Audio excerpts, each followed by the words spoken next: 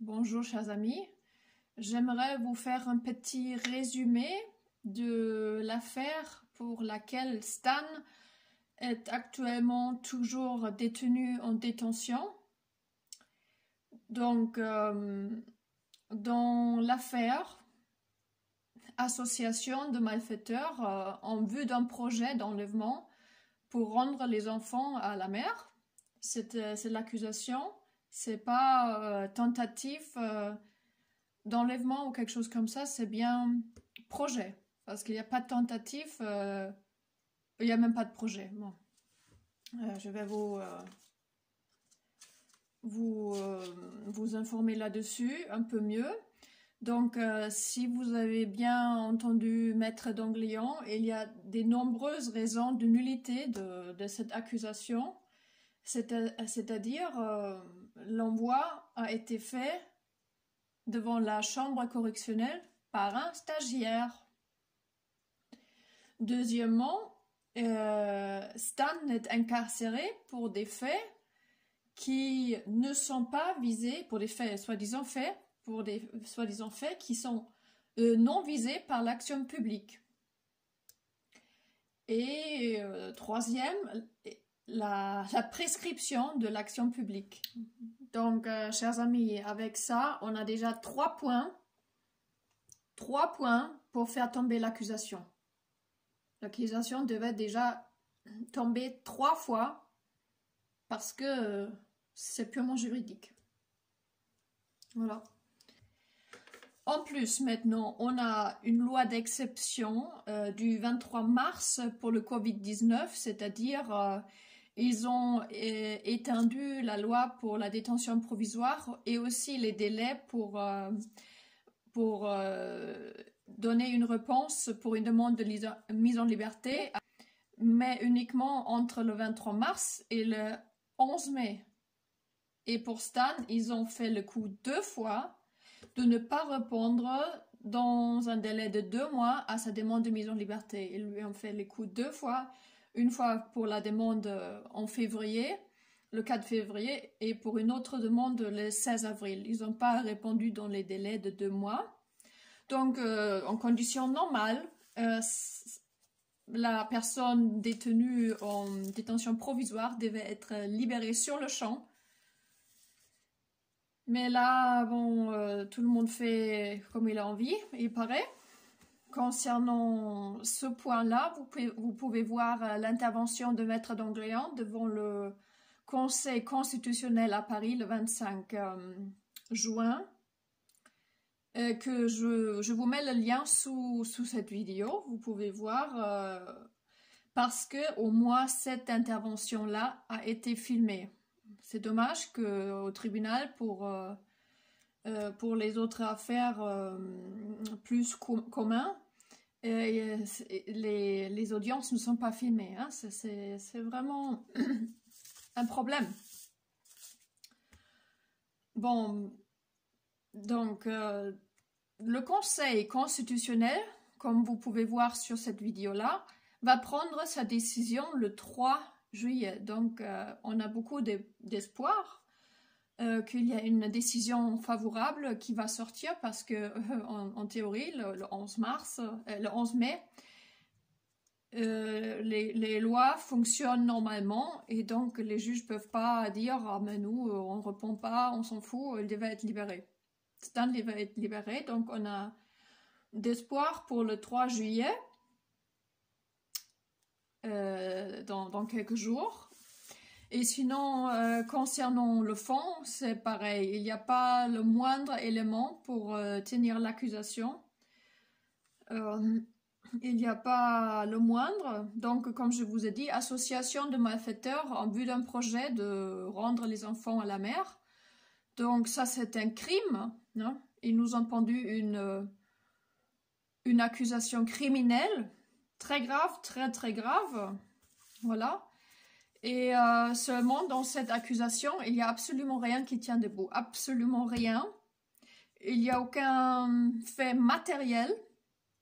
La seule chose qu'ils ont, c'est des photocopies en plus trafiquées. Tu vois, des photocopies,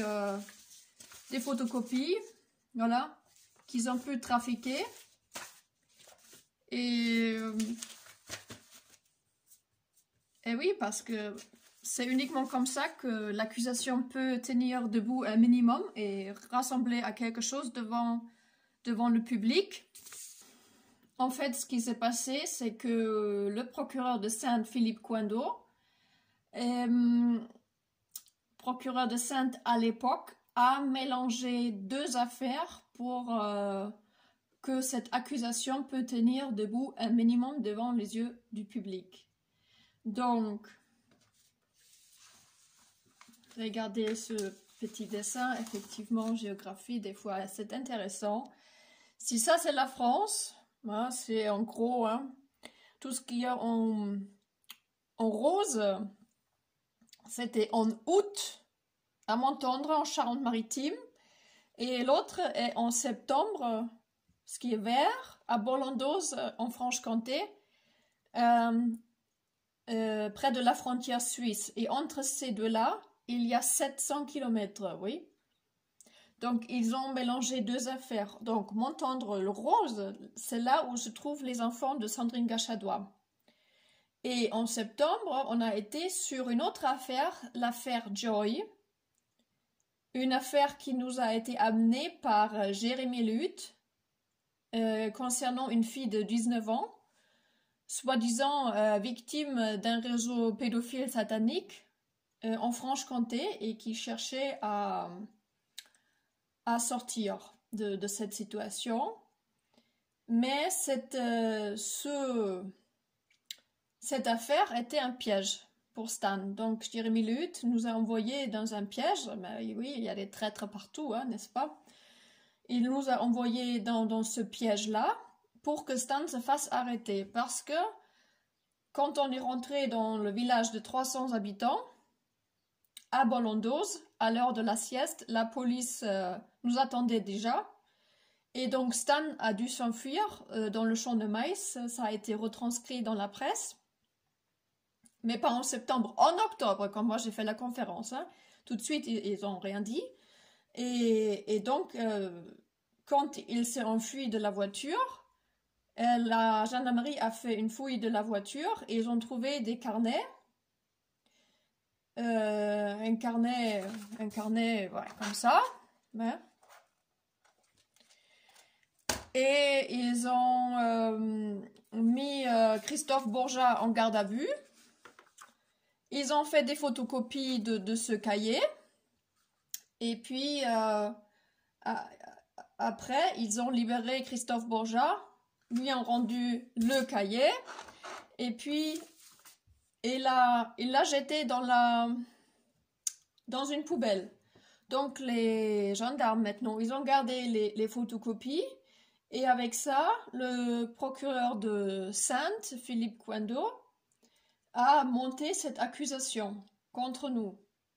Seulement, effectivement, ils ont fait des montages parce qu'il y avait bien, en août, il y avait, donc dans ce cahier, il y avait un dossier Léa, il y avait une action offensive clandestine, il y avait la liste des courses, il y avait des pensées philosophiques que j'avais sur l'usage de la violence et plein de choses. Il y avait plein de choses dans un cahier où on note des idées. C'est rien de planifié, ni même un projet. Rien du tout. Donc avec les notes de tout et n'importe quoi qu'ils ont trouvé dans ce cahier, ils ont fait un mélange. Donc, il y a bien, donc ici, un dossier Léa qui était écrit dans le cahier, et ici, il y avait une action offensive clandestine. Et donc, ils ont mélangé les deux, ils ont fait action clandestine offensive, dossier Léa, soi-disant récupération des 3 enfants. Et ça n'a jamais été noté. On n'avait jamais noté ça sur les cahiers. Pour que ça soit bien clair. Et pour le déterminer, il faudra les originaux. Seulement les originaux ont été jetés à la poubelle. Donc, ils nous accusent sur base des photocopies trafiquées. Non, mais je ne crois pas que ça existe en matière pénale de pouvoir accuser des gens sur des photocopies que nous-mêmes ne reconnaissons pas. C'est pour ça, lors du procès en appel maintenant le 19 juin, il y avait bien une situation où où Maître Danglian montrait quelque chose à Stan. Et Stan dit, oui, je reconnais mon écriture, mais c'est pas moi qui ai écrit ça. Moi, je vois pas pourquoi j'écrirai ça. Parce que il y avait donc action clandestine offensive dépensée concernant cette affaire, et il y avait une surveillance ici. Et comme ils veulent faire croire que des notes qui concernent cette affaire, ils les ont ajoutées ici pour que ça ressemble à quelque chose. Et par exemple, récupération des 3 enfants, c'est sûr que ça n'a jamais été écrit, ni par Stan ni par moi, parce que ça n'a pas été le projet. Et d'ailleurs, j'avais pu lire aussi dans la presse qu'il y avait bien les malfaiteurs associés qui ont dit qu'ils avaient un projet commun. Non, la seule personne qui avait dit qu'il y avait un projet de cette nature, c'est Jérémy Luth. C'est celui qui nous a envoyé dans le piège, surtout Stan dans le piège de Bolondoz. Dans la procédure est écrit que Jérémy Luth disait que Sandrine Gachadois lui avait dit qu'elle voulait récupérer ses enfants par tout moyen, sauf par voie judiciaire. Et donc je me dis, si ça avait été comme ça, la première chose, ce qu'elle aurait fait, c'est de ne le dire à nous. Si elle avait un tel projet, donc voilà, le traître jusqu'au bout. Et curieusement, la seule personne qui a, parce que lui, elle a été accusée aussi dans cette association de malfaiteurs, la seule personne qui a été blanchie totalement, c'est Jérémy Luth. Cherchez l'erreur. Donc voilà. Donc je disais qu'ils nous ont accusés sur base des photocopies trafiquées. Non mais c'est même pas possible d'avoir les originaux. C'est pas mal, hein? Le procureur Quando de Sainte s'est précipité dans la presse en septembre, tout de suite après que Stan s'est enfui dans le champ de maïs, pour dire que nous avons eu un projet d'enlèvement des enfants Kaluo en septembre, mais enfin ils mélangent les dates, ils ont tout mélangé, les dates, les notes, ils ont fait un amalgame total, et que heureusement la police était là pour pouvoir nous arrêter juste à temps. C'est ça qu'il avait raconté tout de suite dans la presse, c'est pour ça à la fin il y a plus rien qui colle, il y a même judiciairement avec les faits non visés par l'action publique, parce qu'il s'est précipité pour parler de septembre, mais en septembre on n'a pas été à m'entendre. Seulement ça fait pas de sens de dire on était en août, parce qu'en septembre, l'école recommence et la situation, si on veut procéder à l'enlèvement, change complètement. Donc il a dit, vous pouvez lire tous les articles de presse qui sont sortis en septembre 2012, que nous avions eu un projet d'enlèvement des 3 enfants de Sandrine Gachadois, les enfants Kaluo, en septembre, et heureusement, on a été par la gendarmerie, avant de passer à l'acte, juste avant de passer à l'acte. Donc ça c'est une, voilà, je pense que vous comprenez bien, il y a une grave manipulation là-dedans pour présenter les faits comme ils ne le sont pas.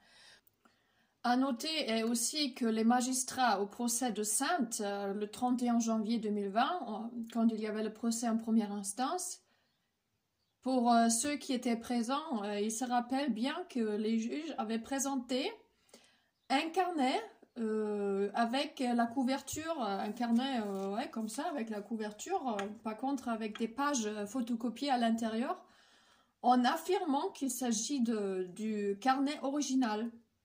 Des carnets originaux, il y en a 2. Et donc, ça, c'était complètement faux parce que nous savons fort bien que les originaux étaient mis à la poubelle par Christophe Borja quand elle est sortie de la garde à vue en 2012. Donc, là, il y a un gros problème, il y a un gros problème. Par contre, à la cour d'appel de Poitiers, au procès le 19 juin, les juges ont bien dit qu'ils avaient bien des photocopies, il s'agissait bien des photocopies, seulement des photocopies qui ont subi une petite photomontage, d'où sortent les écrits comme action clandestine offensif dossier Léa, ce qui n'a jamais été écrit comme ça. Il y a d'autres pièces par contre qui nous discutent complètement, qui ont disparu de ce cahier, parce que sur la première page de ce cahier, quasi, est écrit mon compte rendu avec la rencontre de Léa, et je l'ai noté mot par mot pour être précis. Donc, là-dedans, c'est écrit que je demande à Léa, est-ce que tu peux me dire quelque chose devant une caméra un autre jour avec plus de temps? Caméra, hein? Il ne s'agit pas d'un projet d'enlèvement.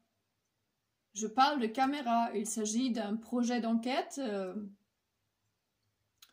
et c'est très clair que c'est la preuve, hein? C'est la preuve qu'il ne s'agit pas d'un projet d'enlèvement. Bon, tout ça, il paraît qu'ils ont fait disparaître du carnet, bien sûr, hein? Et avec des photocopies trafiquées, ils sont en train de détenir Stan depuis quasi 1 an en prison. Non, mais vous vous rendez compte? Pour en savoir plus, vous pouvez regarder la vidéo Pourquoi Stan Mayo est incarcéré actuellement, ou Jeannette Zeeman et Stan Mayo le retour. C'est la même vidéo qui explique bien cette histoire, comment ça a été monté.